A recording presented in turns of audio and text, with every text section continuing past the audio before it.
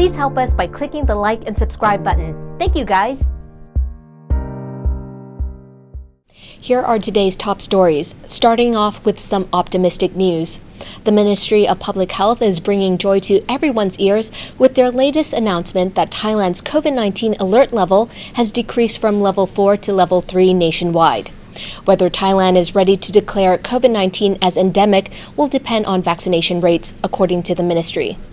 Director General of the Disease Control Department, Opat Kankawin-pong, said Level 3 means that Thai residents still can't go to bars and entertainment venues or any places which are crowded or have bad ventilation systems. People in high-risk groups, such as the elderly or those with congenital diseases, should avoid group gatherings, he said. He advises that high-risk groups and the unvaccinated should avoid traveling across provinces and advises that everyone refrain from traveling abroad at this time. Opat said more than 90% of coronavirus deaths are among elderly people. Thailand is coming out of the pandemic and edging closer towards declaring COVID-19 as endemic, with 54 provinces in an improved situation and 23 provinces in a stable situation. Director General of the Department of Medical Sciences, Supakit Sirilak, said no hybrid strains of coronavirus had been confirmed in Thailand yet, but authorities would closely keep an eye out for them. The Royal Thai Army is boycotting Lazada in the latest reaction following an advertisement deemed offensive to Thailand's monarchy, which disappeared from TikTok shortly after it was uploaded last week. Thailand's army chief has banned e-commerce giant Lazada from delivering packages into army premises, but says that soldiers still have the freedom to buy products from Lazada if they so wish, so long as they pick up their packages outside army premises.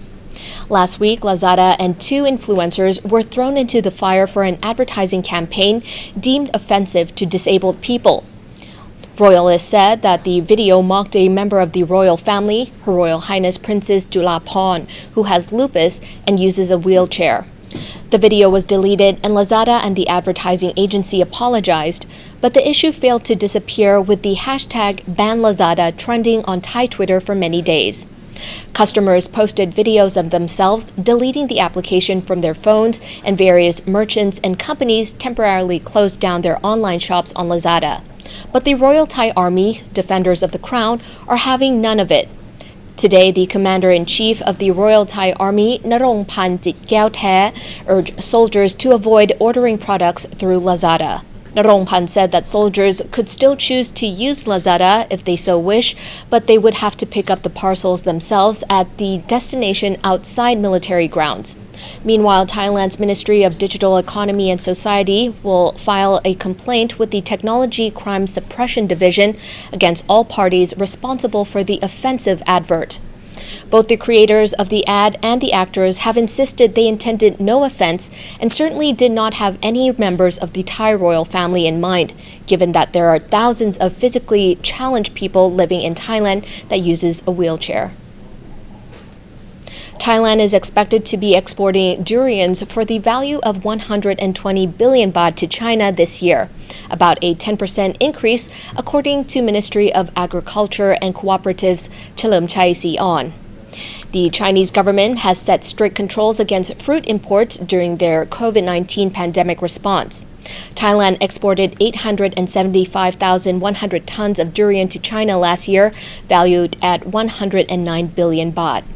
Thailand's durians have the largest market shares in China at around 40%. Durian from Chile came in second at 15% and Vietnam durian at 6%. But the Thai durian is prized amongst durian aficionados.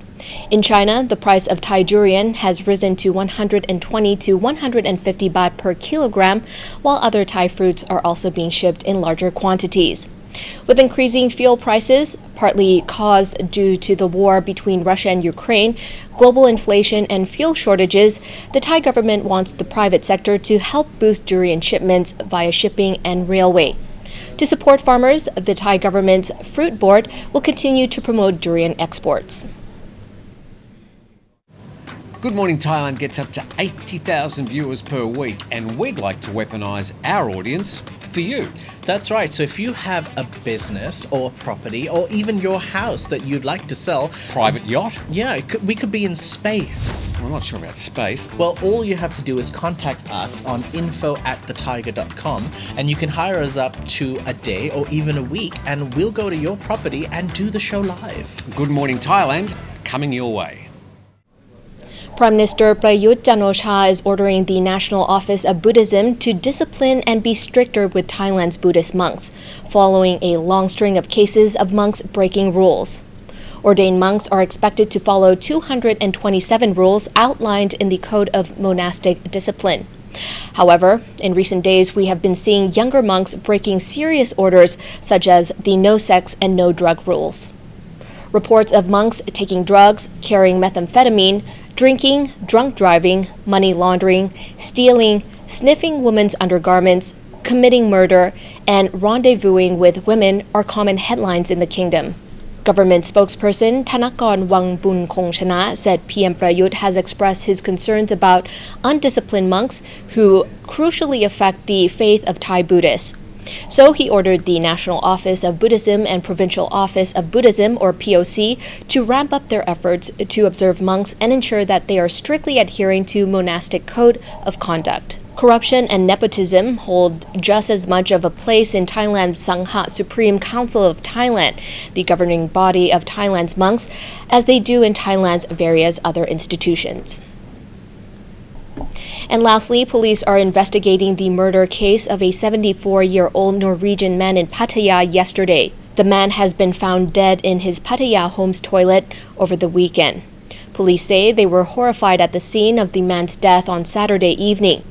The man's home was in the Banglamung district, east of Pattaya. In front of the toilet, there was a handwritten note on the wall in red reading saying that, quote, "Ben killed me. I will be one ghost in the house 100%, end quote.